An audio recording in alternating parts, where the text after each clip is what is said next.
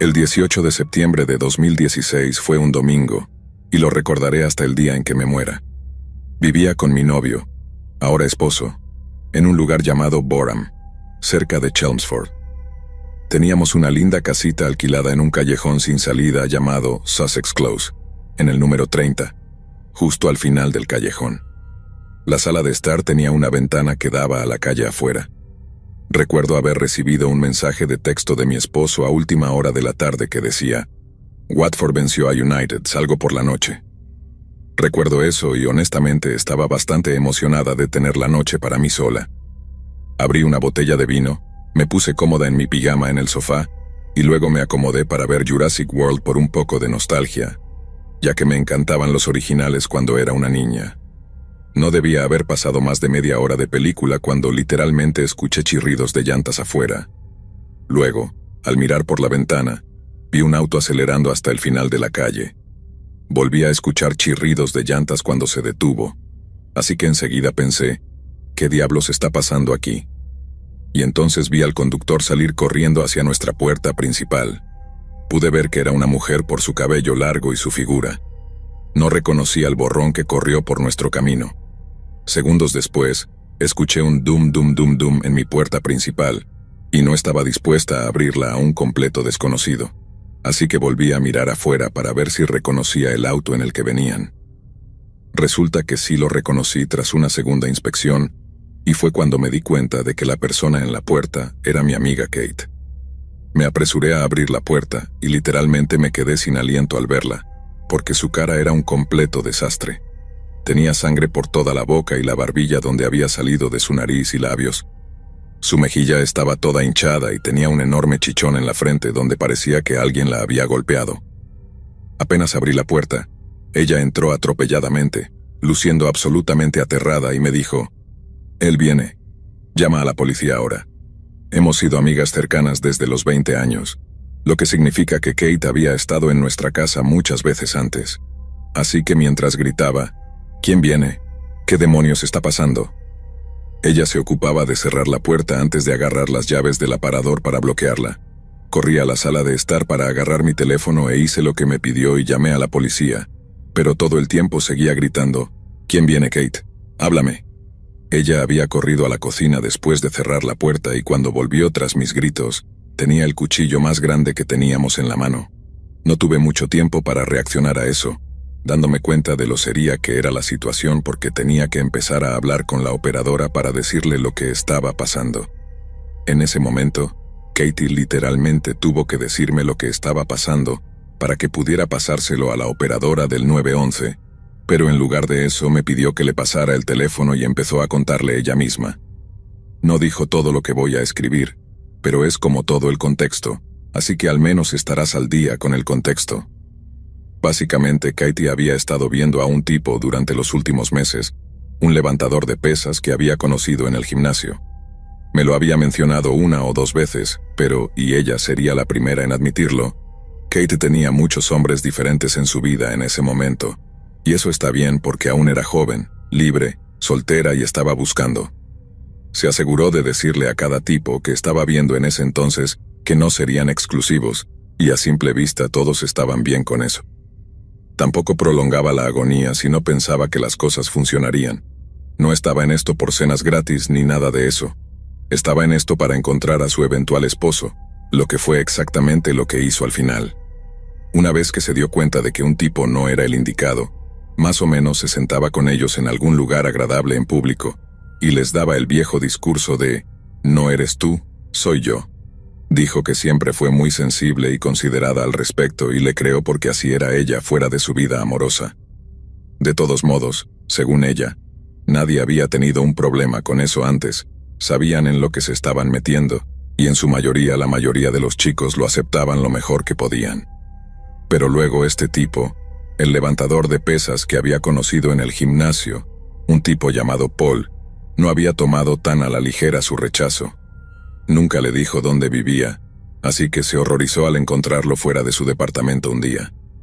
No fue agresivo al respecto, pero básicamente exigió una segunda oportunidad con ella, Y Katie se sintió tan asustada de que Paul la hubiera rastreado, que le dijo que llamaría a la policía si se presentaba fuera de su departamento nuevamente. Aparentemente él le dijo, «Déjate de tonterías, no es necesario nada de eso». Y luego se presentó nuevamente unos días después, esta vez exigiendo una segunda oportunidad. No fue tan amable la segunda vez y llegó tarde al trabajo, porque Paul básicamente no la dejaba irse hasta que le dijo que le enviaría un mensaje sobre salir a tomar algo el fin de semana.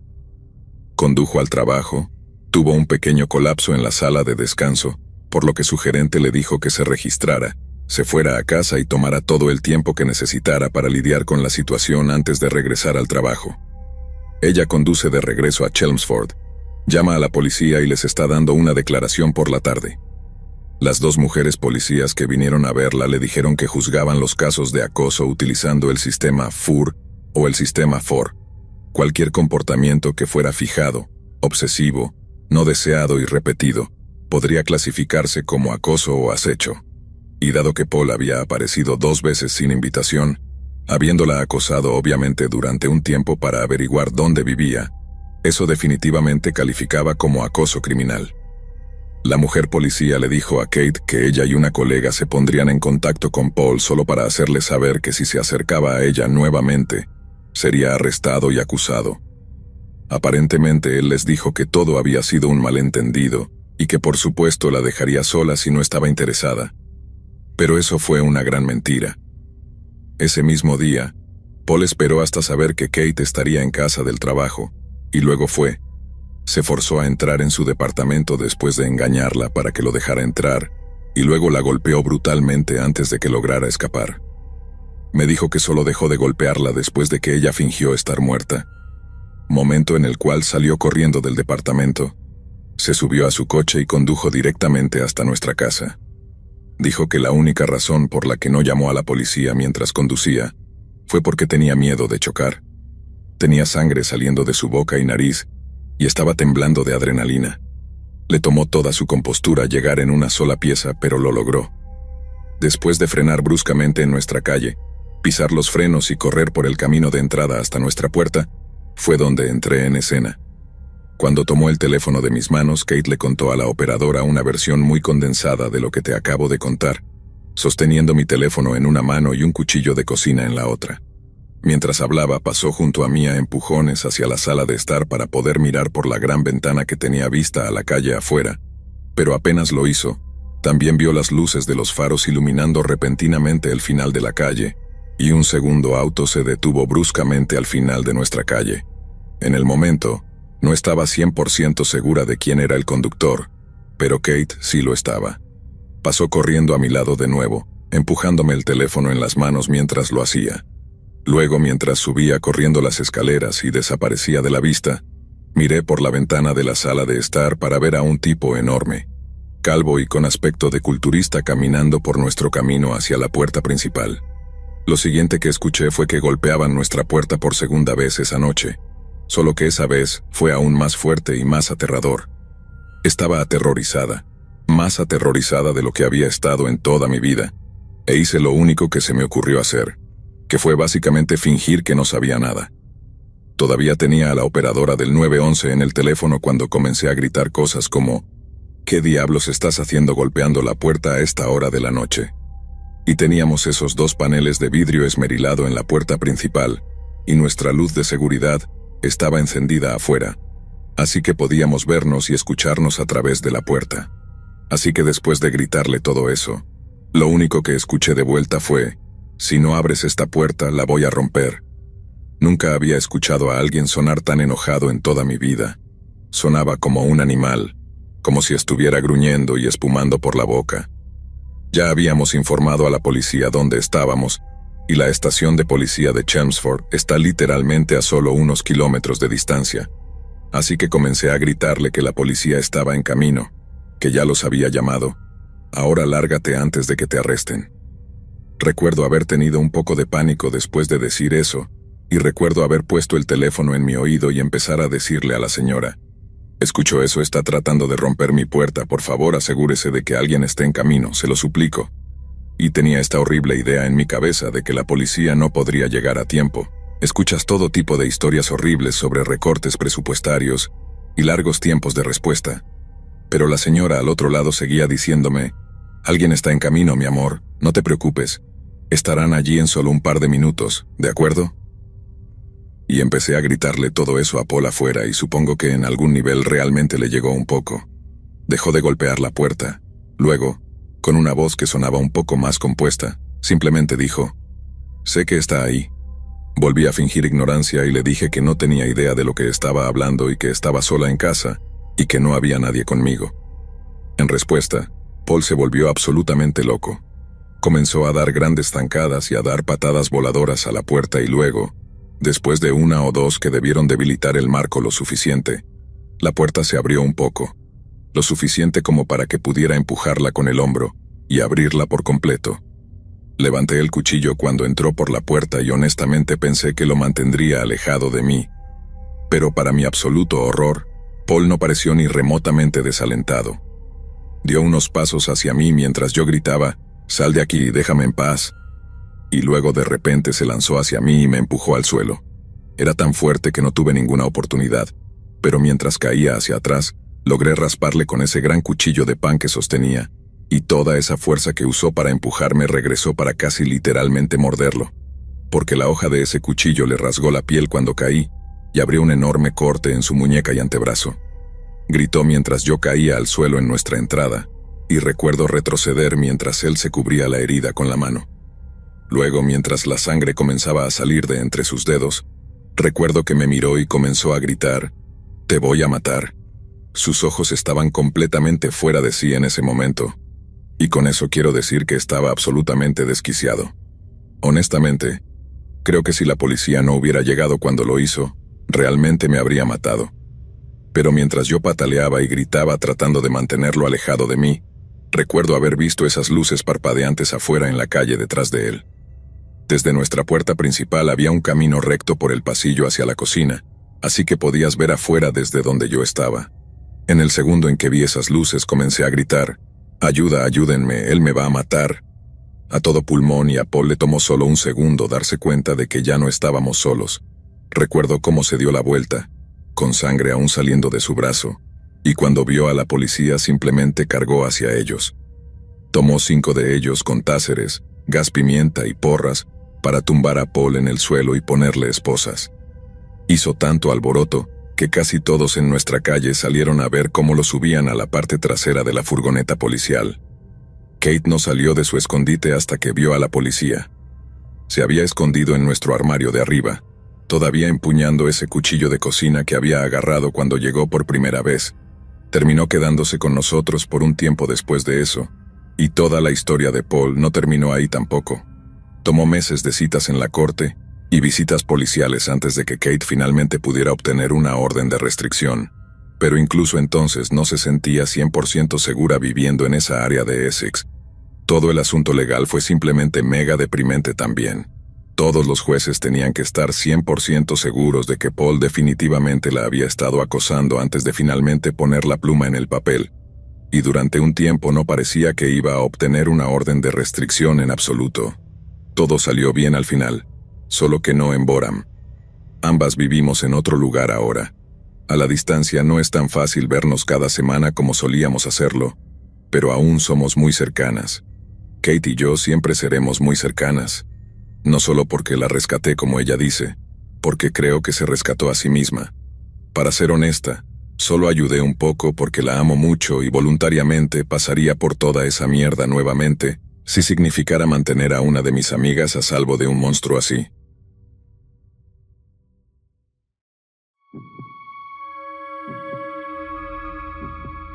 Hace 4 horas llegué a casa después de salir con 2 de mis amigos a nuestro bar habitual. Llegamos alrededor de las 9 p.m., nada demasiado tarde, y luego de un par de tragos, caminé de regreso a casa ya que mi novia y yo vivimos cerca. Las luces seguían encendidas y también la televisión, así que apagué todo. Me di una ducha rápida y luego me metí en la cama junto a mi novia, quien pensé que estaba dormida.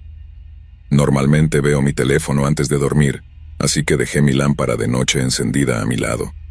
Cuando me metí en la cama, mi novia de repente se dio la vuelta. Pensé que tal vez la había asustado un poco al meterme en la cama, pero de repente sacó uno de sus cuchillos de la cocina de debajo de su almohada y empezó a intentar apuñalarme. Me caí de la cama con el teléfono aún en la mano y luego corrí hacia la puerta. No me molesté en ponerme zapatos y salí corriendo. No tenía llaves, así que no podía cerrar la puerta, pero mi novia no me siguió. Me quedé en medio de la calle, asegurándome de que hubiera suficiente espacio a mi alrededor, y marqué el 911, que es el mismo número que aquí en Buenos Aires. Sentí como si mi pecho estuviera empapado en agua tibia. Había un hilo bajando por mi frente y algunas salpicaduras de sangre en el camino también para entonces. Estaba bastante conmocionado y realmente no sentí mucho dolor hasta mucho después.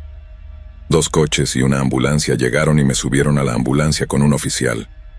El dolor de mi herida comenzó a ser más intenso y me dieron algo para aliviarlo, además de que uno de los médicos aplicó presión sobre la herida. Vomité también, probablemente por el shock y la sangre, ya que no me va bien con la sangre en absoluto. Mientras tanto, otros 3 o 4 oficiales entraron corriendo a nuestro apartamento. Me enteré mucho después de que mi novia estaba simplemente sentada en la cama, no había dicho nada, y solo estaba llorando diciendo lo mucho que lo sentía, pero se la llevaron bastante fácilmente. Ahora estoy sentado en el departamento de urgencias. Acabo de recibir puntos en mi hombro.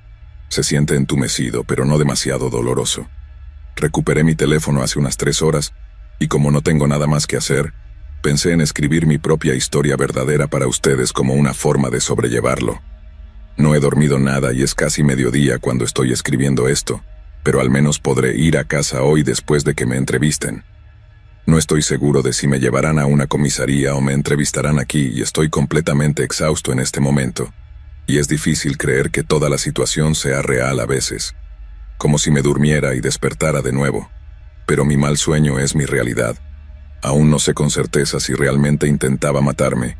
Es increíblemente difícil para mí aceptar esto. Pero no puedo imaginar que solo quisiera lastimarme.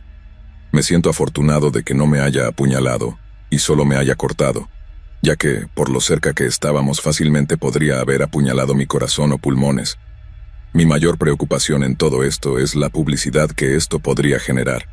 Vivo en una ciudad bastante pequeña y noticias como estas son muy raras, y por su bien absolutamente no quiero que se haga público. También estoy preocupado por las repercusiones mentales que esto tendrá en mí y en ella. Escribir esto es el único momento que he tenido para procesar completamente este evento, y lo escribo tanto para mi propio bienestar y salud mental, como para compartirlo con todos ustedes, mis amigos, y estoy completamente perdido sobre qué hacer. No ha pasado mucho tiempo desde que sucedió, pero no tengo absolutamente ninguna idea de cómo voy a seguir adelante con mi vida, y estoy muy preocupado por mi novia. No me han dicho nada sobre ella desde que llegué aquí, y, con suerte, una vez que me entrevisten los policías, me aclararán las cosas. Me siento increíblemente afortunado de estar vivo ahora. Las cosas podrían haber sido muy diferentes. No creo que haya procesado completamente el hecho de que si me hubiera cortado un poco más profundo, podría estar tendido en un charco de sangre en mi propia casa.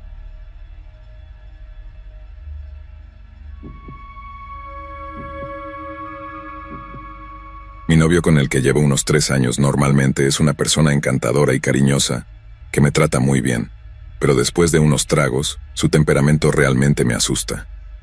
La última vez que sucedió, él, mi amiga y yo estábamos bebiendo por su cumpleaños.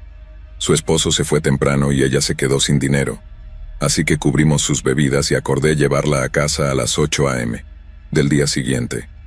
En el camino a casa, mi novio se enfureció por cuánto gastamos y cómo no iba a llevarla a casa, etc. Ella escuchó todo y me disculpé al día siguiente. Tampoco fue la única vez. Otras veces se ha enojado y ha roto puertas, golpeado paredes, roto cosas y lanzado objetos. En el pasado, he excusado su comportamiento más de lo que debería, ya que me sentía responsable por provocarlo, ya sea con un comentario o algo que hice. Ahora sé que sus acciones no están bien. Anoche, él, esa misma amiga, yo y su hermano salimos a bailar. Debido a que no quería gastar dinero en bebidas, mi amiga fue al bar, presumiblemente para comprar bebidas, y terminó consiguiendo que nos compraran bebidas después de que un hombre nos dijera que éramos hermosas y nos ofreciera unas bebidas. Ahora bien, entiendo que probablemente no fue la mejor decisión, pero después de la última vez y de que mi novio se enfureciera por no gastar dinero, pensé, ¿por qué no? Pero cuando nos vio hablando con el hombre, se volvió loco. Nos hizo volver al coche y condujo a 95, casi 100 kilómetros por hora, a pesar de que todos gritaban que disminuyera la velocidad. Todo el tiempo gritándome a mí. Cuando llegamos a casa, le gritó a mi amiga por traicionarlo, tratando de emparejar a su novia con un desconocido, y luego tomó un taxi a algún lugar. Hoy solo he sabido de él una vez, pero básicamente me está culpando completamente a mí. Dice que yo lo causé al faltarle el respeto y que me merecía todo. Me siento parcialmente culpable, aunque no me importa si coquetea con otras mujeres. Creo que el coqueteo es saludable si se mantiene inocente, porque debería haberme dado cuenta de que se molestaría y realmente no sé qué hacer ahora mismo. Estoy en una posición en la que no puedo costear el lugar donde vivimos sola, y me siento atrapada. No tengo la opción de vivir con mis amigos, ya que todos están casados y con hijos, y realmente no tengo otra familia a la que acudir.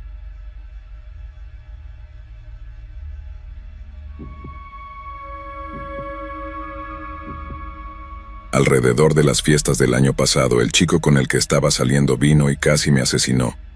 Todo empezó cuando vio una historia archivada de Instagram que publiqué y le molestó, y discutimos. Esa discusión se volvió violenta hacia mí. Le grité que se fuera, pero no lo hizo, y en su lugar me empujó por toda la casa y me estranguló en 3, tal vez 4 ocasiones diferentes. La última vez que me estranguló, perdí el conocimiento durante unos 20 a 30 segundos. No estoy 100% segura del tiempo que estuve inconsciente, pero definitivamente lo estuve. Un segundo estaba de pie y al siguiente estaba en el suelo. Tampoco recuerdo que me tomara una foto mientras estaba inconsciente, pero lo hizo y luego me la envió como una forma de burlarse de mí. Por supuesto, involucré a la policía, pero me sentí terrible por hacerlo. Solo lo hice porque mis padres básicamente me obligaron a delatarlo. Y en ese momento todavía amaba a mi novio, así que me sentí horrible por meterlo en problemas. Me preguntaba si me odiaba o si estaba molesto conmigo, pero cuando supe que lo arrestaron y lo dejaron salir el mismo día, me asusté. Temía tener que verlo en la corte por la orden de protección y no podía soportar la idea de verlo a él y a su familia, quienes alguna vez pensé que serían mis suegros eventualmente. Estos días tengo algunas pesadillas y problemas para dormir, pero todavía no siento nada realmente. No sé qué nos depara el futuro, pero solo sé que no quiero ir a la corte porque siento que eso empeorará todo.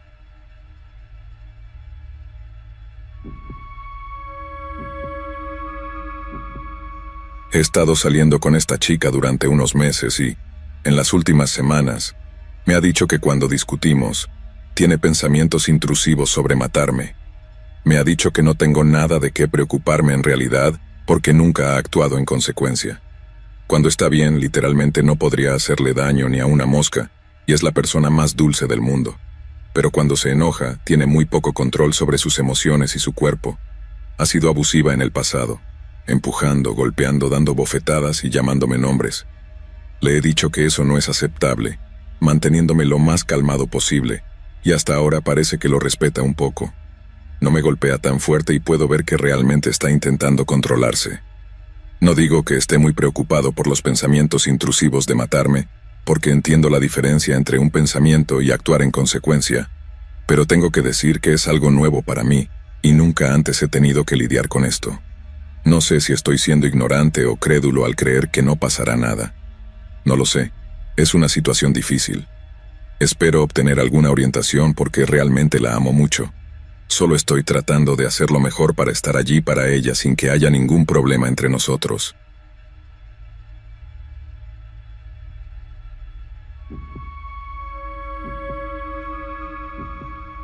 En la noche del 3 de noviembre de 2019, Caitlin Lancashire, de 18 años, recibió un mensaje de texto en su teléfono móvil. Caitlin vivía en las afueras de Knutsford, un pequeño pueblo en el condado rural inglés de Cheshire. Aunque era una joven agradable y popular, Caitlin no era ajena a los dramas interpersonales comunes entre los adolescentes.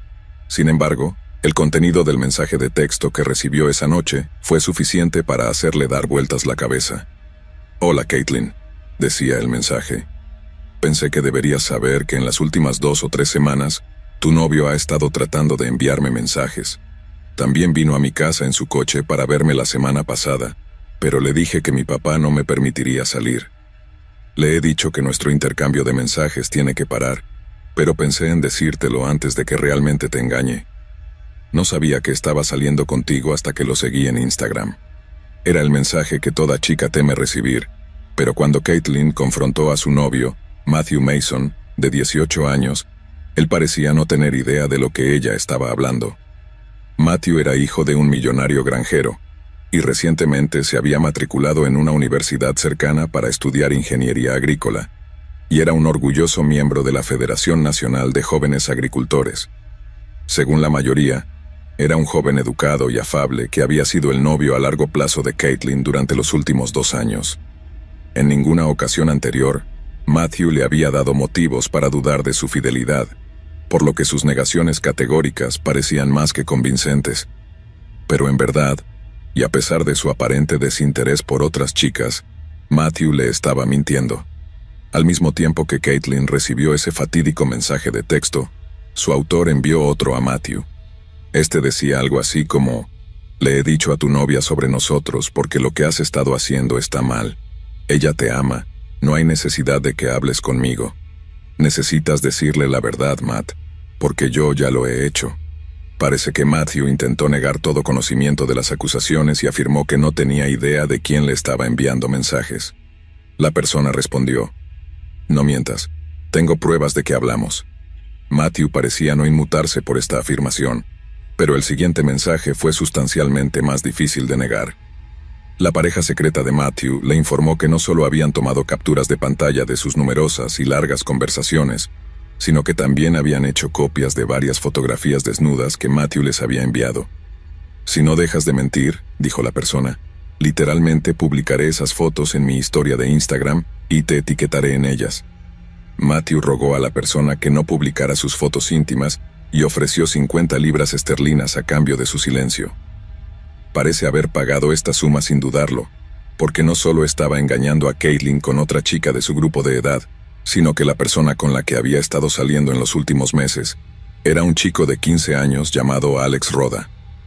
La madre de Alex, Lisa Roda, dijo más tarde que, incluso desde una edad temprana, podía decir que Alex era diferente de otros chicos.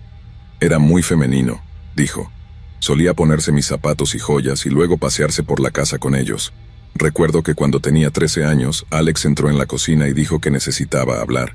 Pero yo ya sabía lo que iba a decirme y lo supe de inmediato porque todos lo sabíamos. Siempre supimos que Alex era gay y lo amábamos igual». Se descubrió más tarde que, durante la segunda mitad de 2019, Alex había sido quien inició el contacto con Matthew a través de las redes sociales. A pesar de que su conversación inicial estaba confinada a Facebook, la pareja pronto cambió a Snapchat, una aplicación que Matthew creía que le permitiría mantener el anonimato mientras llevaba la conversación en una dirección decididamente inapropiada.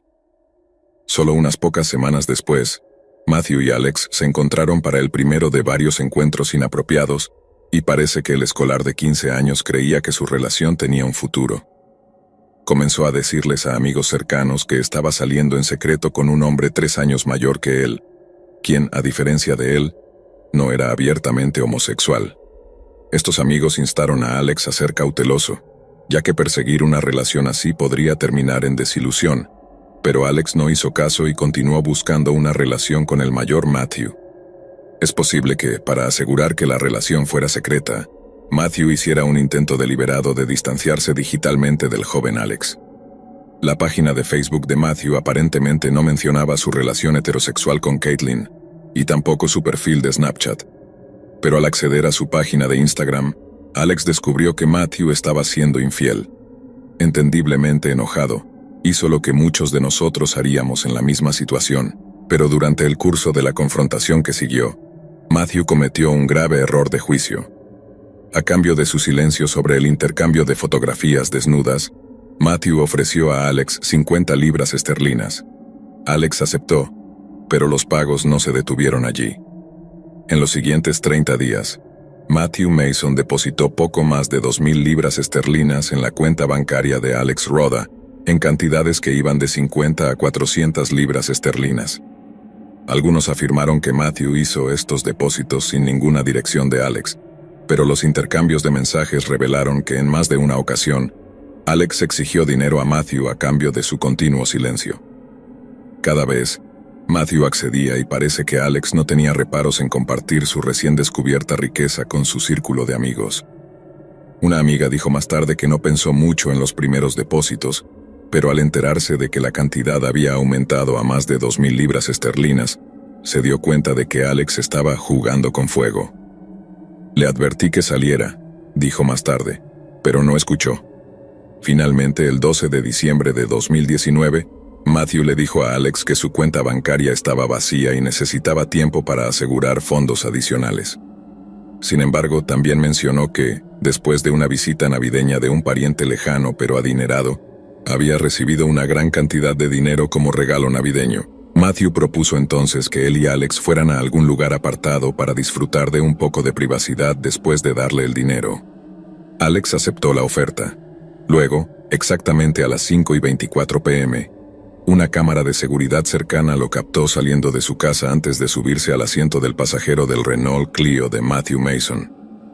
Alex había sido lo suficientemente inteligente como para informar a sus amigos de su paradero, habiendo enviado un mensaje una hora antes diciendo: «Este chico con el que me voy a encontrar quiere llevarme a un lugar secreto y especial en un bosque». Esta amiga instó a Alex a reconsiderar la invitación y le aconsejó que se encontrara con Matthew en un lugar público y bien iluminado. Sin embargo, una vez más, Alex ignoró el consejo de su amiga y le dijo que necesitaba el dinero. Minutos después de subir al coche de Matthew, Alex publicó una foto en Snapchat de él mismo dentro del vehículo con un pequeño emoji de corazón en la parte inferior. Fue el último snap que Alex enviaría. Matthew y Alex condujeron hasta una zona remota de bosques, cerca de un pequeño pueblo llamado Ashley. Luego, después de aparcar su coche fuera de la vista de la carretera principal, los dos jóvenes caminaron juntos hacia el bosque. Es posible que Alex hubiera sido atraído por la perspectiva de relaciones íntimas, ya que no había necesidad de viajar a un lugar privado para recibir un pago en efectivo. Pero el hecho es que cuando Matthew le dijo a Alex que caminara por el bosque delante de él, lo hizo sin cuestionarlo, dando a Matthew la oportunidad perfecta para atacar. Después de solo 1 minuto o 2 de seguir a Alex entre los árboles, Matthew sacó una llave inglesa que había logrado ocultar en su persona. Con su víctima completamente ajena al peligro potencial, Matthew se lanzó hacia adelante y golpeó a Alex en la parte posterior de la cabeza con toda la fuerza que pudo. El golpe inicial hizo que Alex cayera al suelo aturdido, desorientado y en completo agonía, por lo que sin duda era una fractura de cráneo aguda. Luego, una vez que Alex estaba completamente indefenso, Matthew volvió a golpear su cráneo una y otra vez, hasta que su víctima quedó casi irreconocible. Matthew dijo más tarde que Alex todavía estaba respirando una vez que el ataque cesó, pero por los débiles sonidos de gárgaras que el chico hacía, sabía que no pasaría mucho tiempo antes de que muriera. Matthew entonces condujo a la granja de unos amigos de la familia, sabiendo que las instalaciones estarían desocupadas un miércoles por la noche, y allí usó el grifo para lavar la sangre de sus manos. Luego, después de asegurarse de haberse deshecho de todos los signos visibles del asesinato, condujo no a uno sino a 2 bares cercanos para socializar con amigos y establecer una coartada. Una vez establecida su presencia en otros lugares en el momento del asesinato de Alex, Matthew volvió al lugar del crimen, donde intentó mover el cuerpo de su víctima. Matthew arrastró el cadáver de Alex al lado de la carretera y luego intentó meterlo en el maletero de su coche, pero Alex no era de estatura pequeña, y a pesar de sus esfuerzos, Matthew no pudo completar su tarea. En lugar de llevarse el cadáver de Alex, Matthew simplemente lo abandonó al lado de la carretera, confiando en que permanecería oculto de las miradas indiscretas del público en general. Solo que eso no era estrictamente cierto.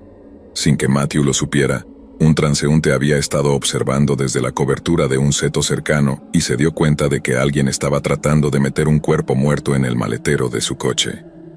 Este transeúnte sacó su teléfono, hizo zoom con su cámara tanto como pudo y tomó media docena de fotos de Matthew, su coche y su matrícula única antes de denunciarlo a la policía local unas horas más tarde. Exactamente a las 10:20 p.m., Matthew envió una foto de sí mismo a Caitlin Lancashire, su exnovia, en la que se mostraba en la cama, sin camisa y sonriendo. Caitlin ignoró la foto, pero a la mañana siguiente se despertó con otro mensaje de Matthew, esta vez mostrando sus pies en el suelo de su coche. Caitlin respondió al segundo mensaje y le preguntó a Matthew si estaba bien. Él respondió que estaba, y cito, bien. Pero a medida que el día avanzaba, se hizo evidente que no lo estaba. En la tarde del 13 de diciembre de 2019, Caitlin Lancashire recibió un mensaje de texto de una amiga cercana preguntándole si sabía dónde estaba Matthew Mason. Presumiblemente, siendo un jueves, Matthew estaba asistiendo a clases en la universidad o estaba en casa con sus padres. Pero al sugerir esto, Caitlin se enteró de que no estaba en ninguno de esos lugares, y además, le dijeron que Matthew era buscado para ser interrogado en relación con la desaparición de un chico de 15 años. Si podía contactarlo por teléfono y convencerlo de revelar su ubicación, estaría haciendo un gran favor a los aterrados padres del chico. De repente los mensajes crípticos de Matthew empezaron a tener sentido. No eran un intento inesperado de reconciliación, sino un sutil intento de establecer una coartada o un críptico grito de ayuda. Caitlin llamó a Matthew de inmediato y le exigió saber dónde estaba el desaparecido Alex. Su exnovio respondió que Alex le había rogado que lo llevara a un pub en la cercana Holmes Chapel, pero después de complacerlo, la pareja se separó. En cualquier otra ocasión, la mentira podría haber sido convincente, pero en este caso, Caitlin dijo más tarde que podía escuchar algo en la voz de Matthew, algo que la llevó a creer que, y cito, Matthew ya sabía que la policía lo estaba buscando. Caitlin entonces le preguntó si era cierto que le había estado pagando a Alex por su silencio, y en el proceso de dar una admisión completa y franca, Matthew rompió en llanto y simplemente dijo, «Lo he matado».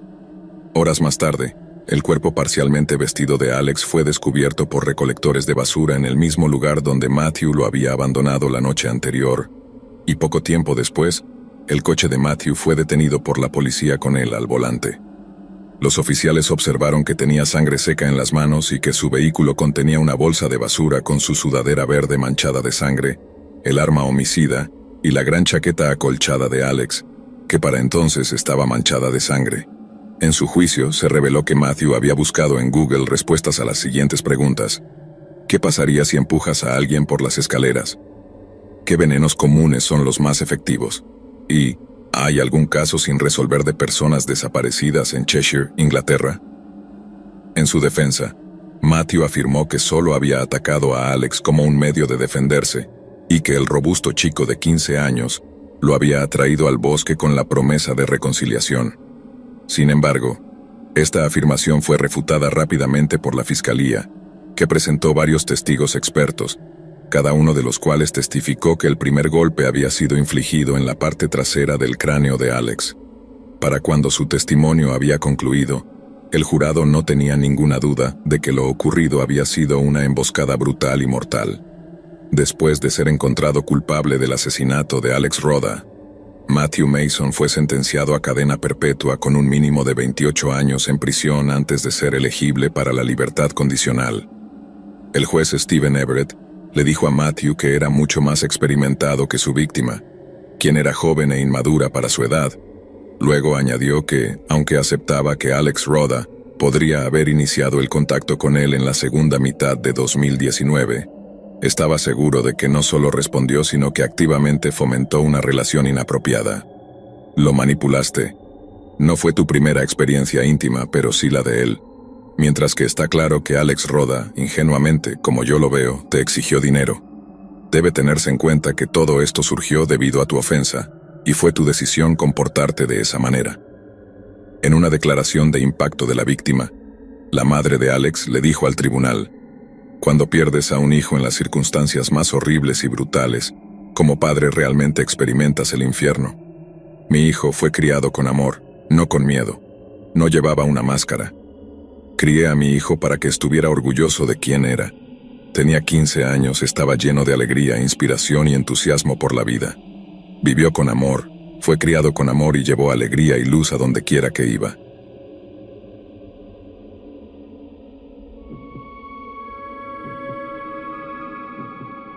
Durante los primeros meses de 2018, William Andrew Jones Jr., o Willie como lo conocían los más cercanos a él, era un prometedor exjugador de fútbol americano de la escuela secundaria en su hogar del condado de Scott, Mississippi.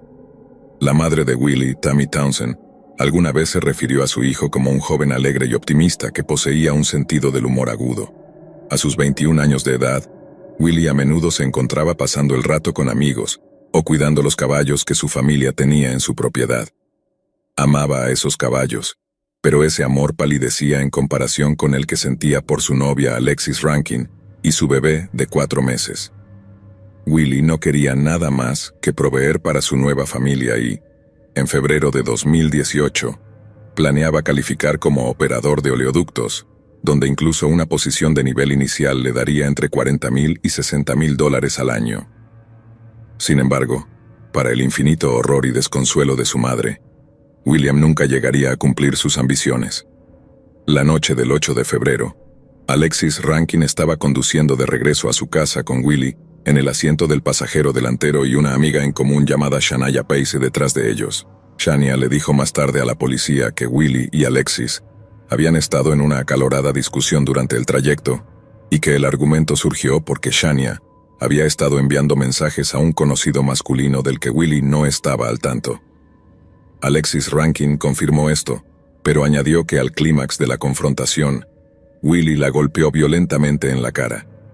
Para cuando Alexis llegó a la entrada de su casa, estaba tan aterrorizada como angustiada, y después de estacionar el coche y apagar el motor, corrió hacia la puerta principal con Willie en su persecución. La abuela de Alexis testificó más tarde que mientras Alexis subía corriendo a su habitación llorando, Willie intentó seguirla, pero fue detenido por ella y el padrastro de Alexis, Harold O'Brien. Harold ordenó a Willie que saliera de su casa, mientras Alexis observaba cómo él salía por la puerta. Sin embargo, después de encerrarse en su habitación por 1 o 2 minutos, de repente cambió de opinión y expresó su deseo de ir tras él.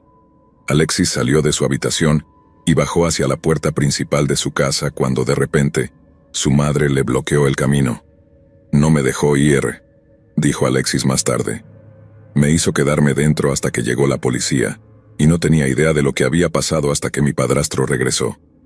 Harold O'Brien, el padrastro de Alexis, contó una versión similar de los eventos. Le dijo a la policía que Willie y su hijastra habían estado discutiendo ruidosamente en uno de los dormitorios traseros de la casa, y después de revisar la situación con la madre de Alexis, encontraron que Willie había confiscado el teléfono de Alexis y se negaba a devolverlo. Harold afirmó que ordenaron al novio de su hija que devolviera el teléfono, lo cual él hizo, y después de eso, salió de la casa murmurando algo para sí mismo, y luego por la puerta principal. «Pensé que volvería en unos minutos. Han discutido antes y siempre regresaba después de unos minutos», explicó Harold. Afuera, Harold afirmó que esperó 5 minutos y luego 10. Pero después de que pasó 1 hora y todavía no había señales de Willie, salió al porche para ver si podía verlo. Lo hizo. Willie estaba tendido al pie de un árbol cercano, habiendo sido estrangulado hasta la muerte con un cinturón de cuero. Al ver el cadáver sin vida de Willie, Harold afirmó que corrió de vuelta a la casa para llamar al 911. Preguntó al operador si debía quitar el cinturón del cuello de Willie y comenzar a hacer RCP. El operador le dijo que dejara el cuerpo de Willie como estaba, a lo que Harold respondió con audible alivio. «No quiero tocarlo. No quiero involucrarme». Dentro de los 40 minutos posteriores a la llamada de Harold a los servicios de emergencia, los técnicos médicos de emergencia declararon a Willie muerto en la escena, pero cuando su madre, Tammy Townsend, preguntó cómo había muerto, le dieron una respuesta que la dejó en estado de shock. Willie había sido deliberadamente asfixiado. Tammy estaba desolada pero también profundamente confundida. Willie no tenía antecedentes de problemas psicológicos y, al menos en opinión de su madre, nadie lo odiaba lo suficiente como para querer asesinarlo. Sin embargo, tanto la Oficina de Investigación de Mississippi como el FBI no estuvieron de acuerdo, alegando que la muerte de Willie había sido el resultado de una trágica pero, en última instancia, personal desventura y que no era necesaria una investigación adicional. Tammy Townsend protestó, alegando que no había forma de que su hijo pudiera haber muerto de esa manera. Sin embargo, después de que un gran jurado se reunió para analizar las pruebas, también descartaron cualquier tipo de investigación por homicidio. Sin embargo, en su análisis inicial de los hechos, las fuerzas del orden pasaron por alto algunos detalles profundamente preocupantes. El 4 de febrero de 2018, solo 4 días antes de la muerte de Willie, se cree que Harold O'Brien había amenazado abiertamente a Willie tras una discusión con Alexis en su lugar de trabajo. Según sus compañeros de trabajo, el padrastro de Alexis le había dicho: «Si esto vuelve a suceder, sabes lo que le voy a hacer». Y esta no era la primera vez que actuaba de manera agresiva con uno de los novios de su hijastra. En un incidente anterior, Harold había amenazado a un chico con una botella de cerveza rota y fue arrestado después de perseguirlo durante 800 metros por una calle de la ciudad. Shania Pace, la amiga en común en el coche de Alexis la noche de la muerte de Willie, también testificó que Harold era un hombre violento. Ella le dijo a la policía que la noche en cuestión, Harold había discutido ferozmente con Willie antes de que él se fuera, y que tuvo que ser contenido físicamente por la madre de Alexis, Melissa. Dijo algo sobre ir a buscar su pistola, le dijo Shania más tarde a la policía. La madre de Alexis lo detuvo, pero él siguió a Willie afuera sin ella. Los vecinos le dijeron a las fuerzas del orden que escucharon a 3 hombres discutiendo afuera, antes de que un fuerte ruido similar al de una máquina ahogara las voces. Nunca se ha establecido qué causó este ruido, pero para un vecino, sonó mucho como el motor de un camión acelerando violentamente por un momento o dos antes de detenerse repentinamente. Jill Jefferson, quien investigó el caso en nombre de la madre de Willie, ha señalado varias piezas de evidencia que, en su opinión, tienen algunas implicaciones profundamente escalofriantes. Primero, se sabía que Willie había sufrido una lesión deportiva bastante grave durante las últimas etapas de su carrera en el fútbol americano de la escuela secundaria. Esta lesión era tan severa que le impidió continuar a nivel universitario, ya que le hacía casi imposible levantar el brazo derecho por encima del hombro. Según Jill Jefferson, esto hacía casi imposible que Willie se hubiera atado el cinturón alrededor de su propio cuello, lo cual contradecía por completo la narrativa del departamento del sheriff local. Pero Jill no fue la única que discrepó con las fuerzas del orden. En lugar de caracterizar las lesiones de Willie como autoinfligidas, el forense del condado de Scott afirmó que la forma de su muerte era indeterminada. Notaron los patrones de moretones pronunciados asociados con el estrangulamiento por ligadura y se negaron a descartar la posibilidad de que Willie hubiera sido asesinado. Y eso no es todo. Su informe decía en una sección que se habían recuperado hojas de hierba de la billetera de Willie, lo que sugería que había sido arrastrado por un parche de hierba con mucha fuerza en las horas previas a su muerte. El hecho de que su hombro derecho estuviera dislocado, un recuerdo de su antigua lesión deportiva, también apuntaba a la teoría de que había sido arrastrado violentamente por el suelo antes de su fallecimiento.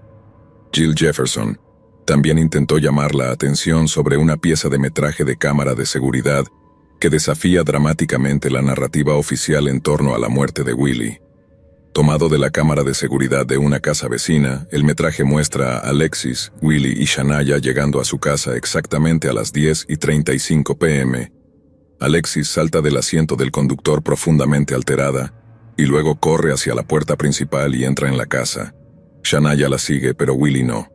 En su lugar, se queda en el coche hasta exactamente las 10:44 p.m., y solo entonces sale del vehículo y se dirige a la casa de Alexis. No mucho después, Harold le pide a Willie que se vaya y él lo hace, y luego, solo unos minutos después, exactamente a las 10:50 p.m., Harold O'Brien hace esa llamada tan importante al 911 y procede a relatar una información sorprendentemente inexacta. Si recuerdas, afirmó que Willie había estado fuera durante unos 30 minutos, pero el metraje de la cámara de seguridad mostró que no habían pasado más de 6 minutos entre que Willie salió del coche de Alexis y se hizo la llamada al 911. Harold afirmó que habían pasado 30 minutos antes de que saliera al porche para ver el cuerpo sin vida de Willie, en cuyo caso, ¿por qué hizo la llamada al 911 después de solo 6? Jill Jefferson también señaló el hecho de que la noche de la muerte de Willie, su madre recibió una llamada telefónica profundamente inquietante. Exactamente a las 10:45 p.m., Tammy Townsend recibió una llamada de Melissa Rankin, la madre de Alexis, quien le gritó a Tammy que necesitaba venir a recoger a su hijo, y luego colgó rápidamente. Tammy luego se subió a su coche y en el trayecto hacia la escena del crimen, llamó a Alexis exactamente a las 10:48 p.m., en un intento de comprender mejor lo que estaba sucediendo. Tammy afirmó que Alexis respondió la llamada pero no dijo nada, y rápidamente terminó la conexión. Sin embargo, también afirmó que durante los pocos segundos que la llamada estuvo conectada, escuchó una voz débil que decía, «Está muerto». Esto es al menos 60 segundos antes de que Harold O'Brien hiciera su llamada al 911. Considerándolo todo, Jill Jefferson presenta un argumento convincente. No solo hay muchas inconsistencias en la narrativa oficial, sino que varios detalles pertinentes parecen haber sido completamente ignorados, tanto por las fuerzas del orden estatales como federales. La dislocación del hombro, la hierba en la billetera de Willie y las dramáticas diferencias en la cronología de Harold apuntan a una explicación profundamente siniestra. Lo que se pintó como un trágico accidente, incluso a la vista más superficial, se parece mucho a un asesinato a sangre fría.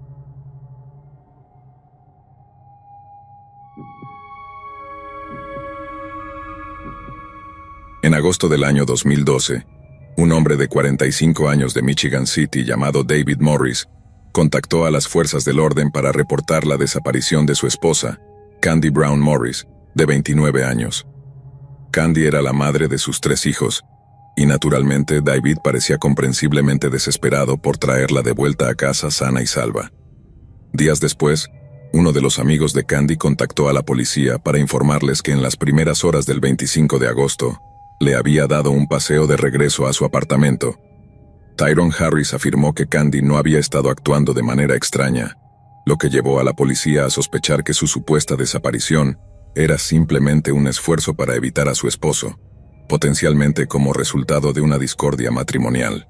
Pocos días después, la cartera de Candy fue recuperada de un bar de Michigan City llamado Riley's. Poco tiempo después, su coche fue encontrado estacionado en otro establecimiento, el cercano bar Three Sheets.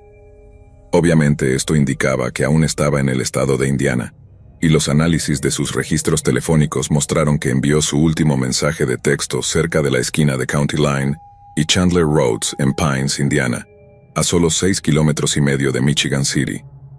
Las autoridades afirmaron que el contenido de los mensajes de texto era nada fuera de lo común, y que estaban considerando dar por terminada la investigación. Sin embargo, David insistía en que algo debía estar terriblemente mal para que su esposa desapareciera así, y reclutó la ayuda de alrededor de 2 docenas de voluntarios para patrullar el área circundante de Pines. Fue durante una de estas búsquedas que David conoció a una voluntaria de 30 años, llamada Anna Reeves. David y Anna pasaron mucho tiempo juntos yendo de puerta en puerta alrededor de Pines en busca de información sobre la desaparecida Candy. Luego, aproximadamente un mes después de que la búsqueda voluntaria concluyera, se hizo cada vez más evidente que David y Anna estaban saliendo. Varios meses después, en mayo de 2013, David y Anna seguían juntos cuando una impactante noticia salió a la luz. Candy Morris, quien no había sido vista desde finales de agosto de 2012, fue encontrada muerta en un área boscosa a menos de 1,5 kilómetros del lugar donde envió ese último mensaje de texto. Dado que su cadáver estaba en un avanzado estado de descomposición, fue imposible determinar la causa exacta de su muerte. Sin embargo, Candy no fue el único cadáver encontrado ese día. Esa misma mañana, Anna Reeves, la novia de David Morris durante varios meses, fue descubierta muerta en su sueño. Un forense de Indiana declaró que la causa de la muerte fue accidental debido a una intoxicación aguda por drogas o sobredosis, pero muchos en las fuerzas del orden estaban preocupados por los informes de que en las semanas previas a su muerte, Anna había intentado presentar cargos de violencia doméstica contra David.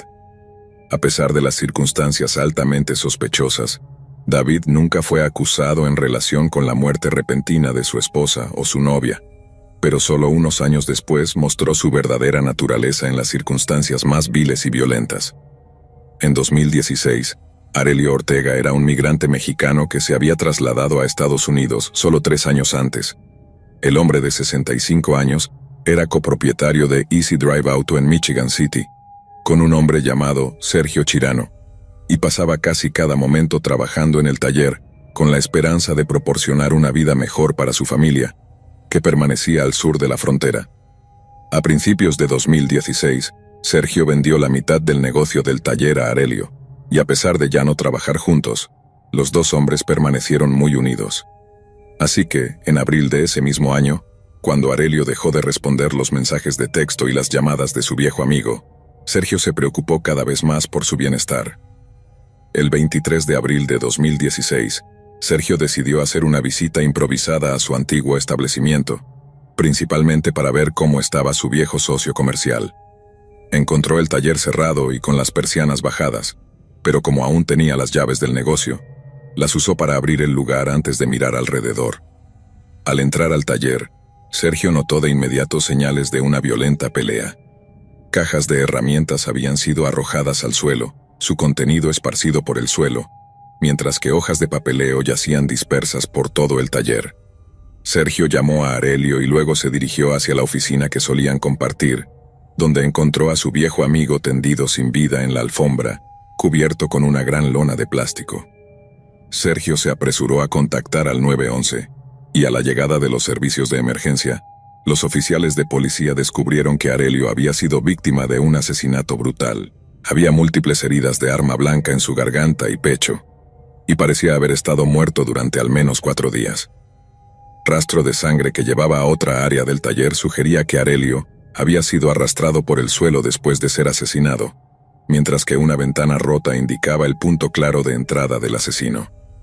Los oficiales notaron que la billetera de Arelio estaba desaparecida, al igual que las llaves de su Hyundai Tiburón blanco, que tampoco se encontraba en el lugar.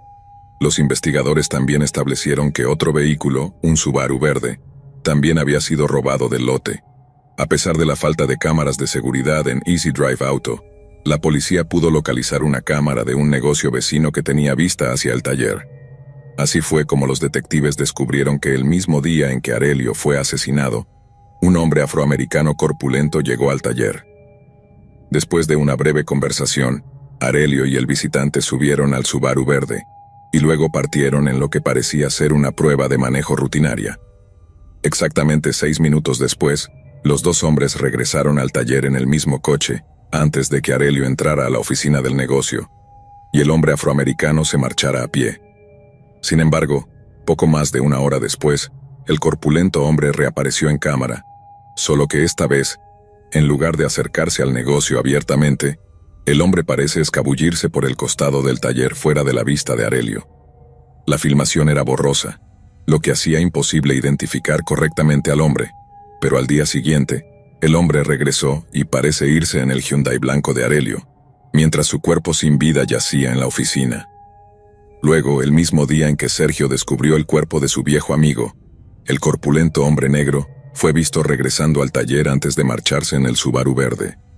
Tras el asesinato de Arelio, la policía local pidió a la comunidad información que llevara a la captura del asesino.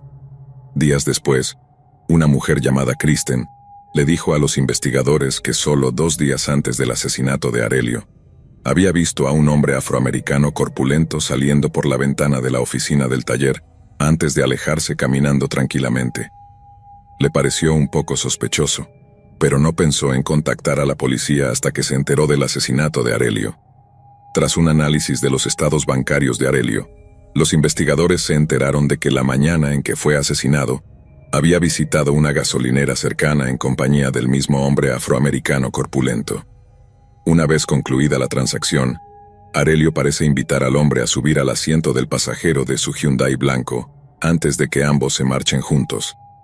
Las cámaras de seguridad de la gasolinera eran de alta calidad, lo que permitió a los oficiales identificar positivamente al hombre corpulento afroamericano. No era otro que David Morris. Se estableció más tarde que David había usado la tarjeta de crédito de Arelio para hacer varias compras grandes, incluyendo una aspiradora de alta potencia. David también usó la tarjeta para comprar comida rápida, licor y varias bolsas de comestibles.